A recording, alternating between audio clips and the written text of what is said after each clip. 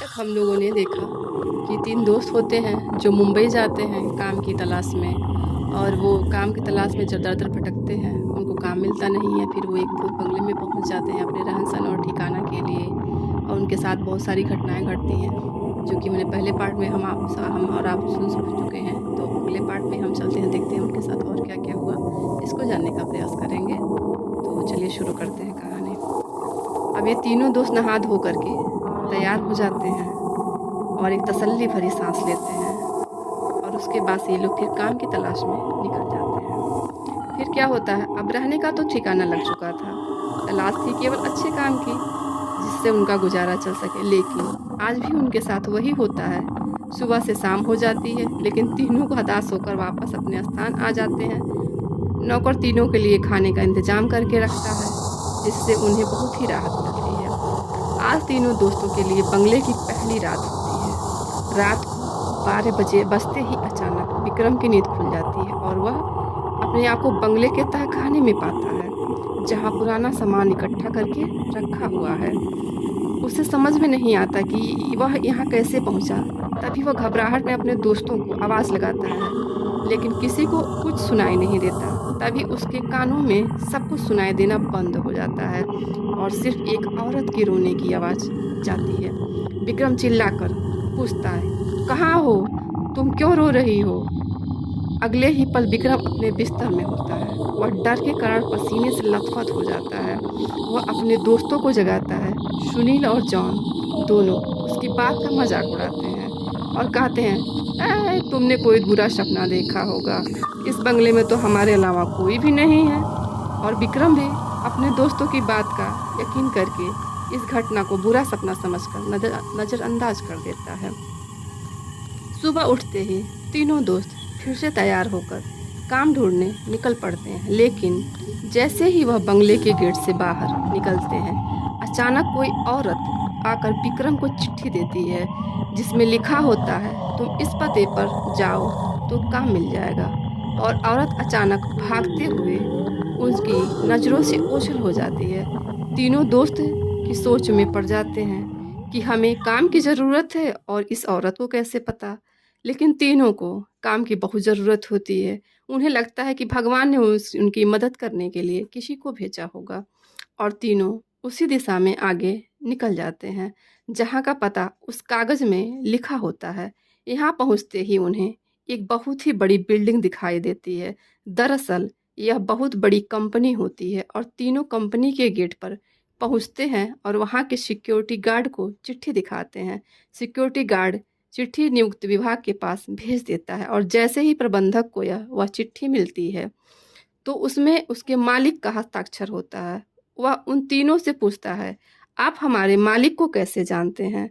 तभी विक्रम जवाब देते हुए कहता है, "मैं तुम्हारे बॉस का दोस्त हूँ।" अब प्रबंधक के पास इनको काम न देने के अलावा कोई विकल्प नहीं होता।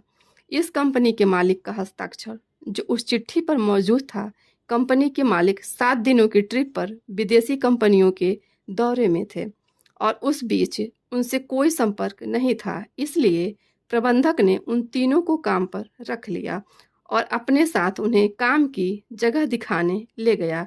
लेकिन विक्रम अचानक ही दूसरे रास्ते की तरफ मुड़ जाता है और वह सीधे बास के चैम्बर में सामने पहुंचता है और दरवाजे के ताले को पासवर्ड से खोलता है। कंपनी का प्रबंधक यह देख करके आश्चर्यचकित रह जाता है। उसे यकीन ही नहीं होता कि जो पासवर्ड केवल कंपनी के मालिक को पता है, वह इसे कैसे पता है। अब प्रबंधक उसे कोई खास आदमी समझने लगता है। उसे पूरा यकीन हो जाता है कि हो ना हो यह व्यक्ति बास ने ही भेजा है और वह उसे बिना रुके हुए अंदर जाने की इजाज़त दे देता है। जान और सुशील यह सब देखकर समझ नहीं पाते कि विक्रम को यह सब कैसे पता। तभी अचानक विक्रम सभी को बॉस के चैम्बर से बाहर जाने को कहता है और चैम्बर का दरवाज़ा बंद हो जाता है। कुछ ही घंटों के बाद प्रबंधक को बॉस का फ़ोन आता है और बॉस प्रबंधक से पूछता है कि मेरे कंप्यूटर को किसी ने इस्तेमाल किया था। तभी प्रबंधक सारी बात बता देता है। बॉस गुस्से में मैनेजर को बोलता है, "जल्दी से जाओ और उसे रोको, नहीं तो मैं बर्बाद हो जाऊंगा।" और जैसे ही प्रबंधक चैम्बर का दरवाज़ा खोलता है तो वह देखता है विक्रम बेहोश पड़ा है। प्रबंधक अपने सुरक्षा कर्मियों से उसे उठाने को कहता है और कुर्सी पर वापस बैठाता है। तभी विक्रम को होश आ जाता है। प्रबंधक गुस्से में विक्रम को बोलता है, तुमने क्या किया? मेरे बॉस बहुत नाराज हैं। लेकिन विक्रम को कुछ याद ही नहीं कि क्या हुआ। वह अपने बंगले के गेट से यहाँ तक कैसे आया है। दरअसल वह बंगला पहले उसी बॉस का होता है और बॉस ने बंगले को अपने ऑफिस की एक लड़की के लिए खरीदा था और कभी कभी साथ रहता था, जो कि उसके कंपनी में काम करती थी। बॉस पहले से ही शादीशुदा था और यह बात अच्छे से जानता था कि एक ना एक दिन वह लड़की उसके लिए खतरा बन सकती है। इसीलिए वह उसकी निजी अश्लील वीडियो रिकॉर्ड कर लेता है। जब एक दिन लड़की को यह बात पता चलती है तो दोनों में खींचातानी करते हुए लड़की के सर में चोट लग जाती है और वह दम तोड़ देती है। बॉस बंगले के गार्डन में ही लड़की को दफना देता है और लड़की की मौत के साथ ही उसका सारा राज दफन हो जाता है। लेकिन जब उस बंगले में तीनों दोस्त हमें आते हैं तो विक्रम गार्डन में घूमते घूमते उस जगह पर अपना पैर रख देता है जहां उस लड़की को दफनाया गया था, जिस वजह से उस लड़की का सीधा संपर्क विक्रम से बन जाता है। वह विक्रम के अंदर प्रवेश कर जाती है और उसे काबू में करके अपना बदला लेने के लिए ऑफिस प्रवेश करती है और बॉस की काली करतूत को इंटरनेट में वायरल कर देती है। बॉस को विदेश से ही गिरफ्तार कर लिया जाता है। उसका काला चिट्टा सबके सामने खुल जाता है और वह बेनकाब हो जाता है। उस लड़की ने मरने के बाद भी अपना बदला ले लिया था। अब शायद उसकी आत्मा को शांति मिल जाएगी। तीनों दोस्त उस बंगले को बुरा समझ कर भूल जाते हैं और इस दर्दनाक भूतिया कहानी का यहीं अंत हो जाता है। तो ये कहानी आप सबको कैसी लगी? अगर आप सबको ये कहानी अच्छी लगी है ज़रूर बताएं। अगर आपके पास कोई और भी कहानी है, आपके साथ भी कोई ऐसी सच्ची घटनाएं गुजरी हुई हैं या आपके जानने वालों के साथ हुआ हो या आपने कहीं से सुना हो, तो मुझे आप कमेंट बॉक्स में मेंशन कर सकते हैं। अगली कहानी मैं आपके लेके आऊँगी।